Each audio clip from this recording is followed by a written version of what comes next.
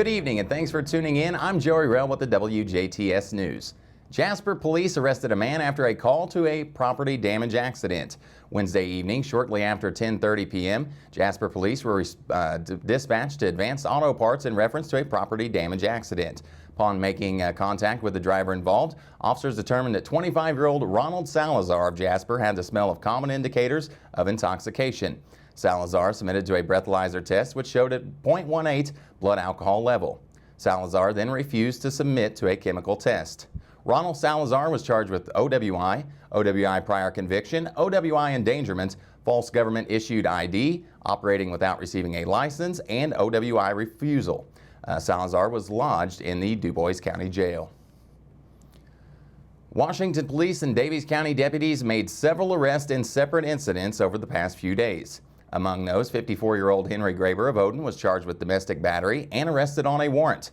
28-year-old Rose Vincent of Washington was arrested and charged with OWI of 0.15 blood alcohol content or greater and OWI endangerment. 22-year-old William Byers of Washington was arrested and charged with possession of paraphernalia and possession of a syringe.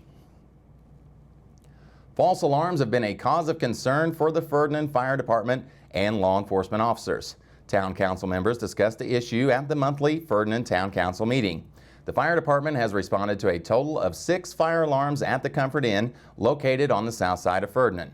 The cause of the alarm is known to be excessive steam created when hotel guests in specific rooms use the shower, and the Comfort Inn has been issued multiple fines for the false alarms.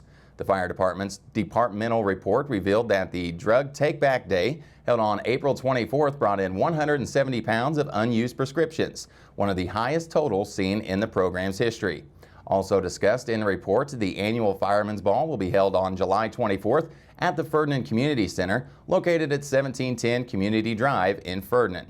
Town Manager Chris James has begun working on an application to the State Water Infrastructure Fund, which would allow the town to invest in various water infrastructure projects. The result of the application will be released on August 6th.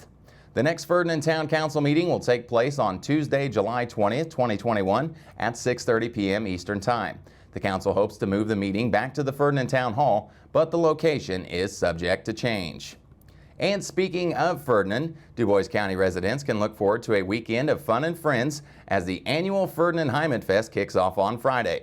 Here's Heimat Fest co-chair Neil Wire discussing the importance of the event to the local community. Well, the Ferdinand Heimat Fest is just a great way for our town and even the rest of the county just to get together. We want to highlight our businesses in the community, and we also want to give back to our community as well, which is what we try to do with the Ferdinand Heimat Fest, through our donations to the Ferdinand Community Foundation, or the Ferdinand Community Endowment and the Dubois County Community Foundation, as well as other various local athletic teams and organizations. The Heimat Fest begins Friday evening with the opening of the beer garden at 5 p.m. Eastern Time. Then at 8, local favorite Studebaker will take the stage, providing the evening's entertainment. Saturday events will kick off at 8 a.m. with the 5K run walk, and other events will follow throughout the day. Various food booths will be available, and the backyard barbecue contest will begin at 11:30 a.m. If you'd like to participate in the weekend festivities, head out to the Ferdinand Community Center for good food, good friends, and lots of fun. Dubois County, the city of Jasper, Huntingburg, and other communities are turning their wheels toward a new addition they're calling the Master Plan that includes a bike and pedestrian connectivity within the county. The plans want to identify connections and routes with future facilities and make policy recommendations for communities within the county to work in tandem to achieve a more walkable and bikeable culture in Dubois County. Ron Taylor spoke at the second public meeting addressing what the plan means to the community.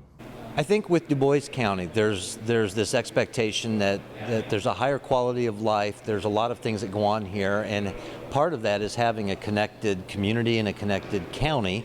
And so this starts to knit together and provide some opportunities for all those things that are important in the county, whether it's economic development or it's general tourism, or if it's just providing those connections to some of the key destinations in different parts of the county. This is a very unity-driven project, and Ron explains how this new connectivity between counties will be available to everyone and not just one group of individuals.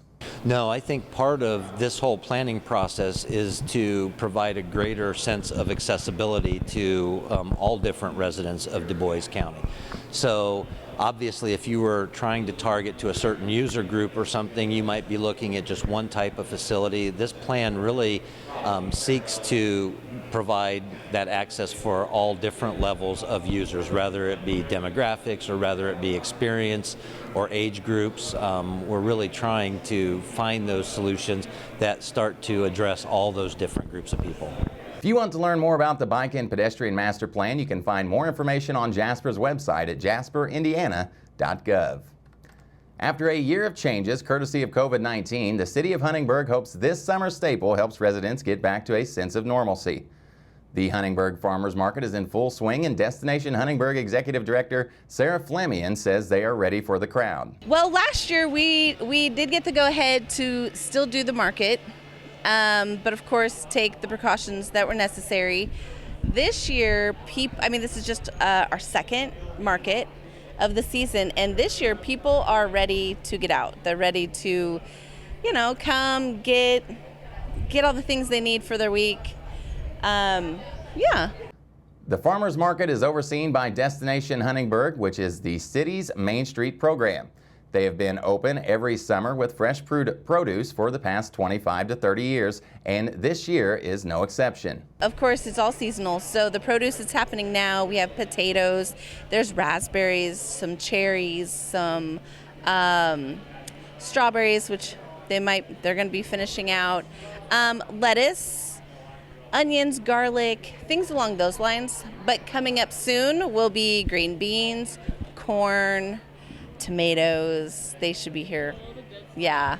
In addition to the fresh produce, Flamion says shoppers can also see what the local craft vendors have to offer. Well, I feel that all the items are unique because they're all personally handmade, for the most part, by all these artisans who do. So, we have tie-dyed items, we have baked goods, we have elderberry products, which are all organic, microgreens, flowers, fresh cut stems, and then, of course, just all the produce that everybody wants. And that's not all. Shoppers can also enjoy free live entertainment while supporting local farmers. When asked about why people should visit the farmers market, this was Flamion's response. Why shouldn't they, really, is the question. It's a beautiful facility in the Farmers Market Pavilion. It's just gorgeous under here. People can shop, get what they need.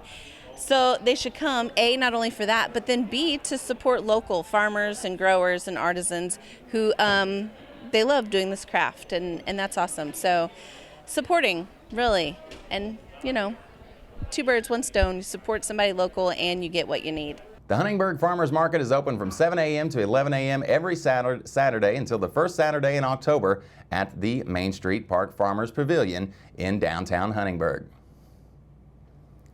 Many startups want to improve people's lives but fail to realize the lives for whom they can have the greatest impact on are their employees. Purdue at Westgate, at Crane, and Insperity invite you to a one-hour presentation with Todd Meyer discussing how to tackle hiring the right employees for your startup.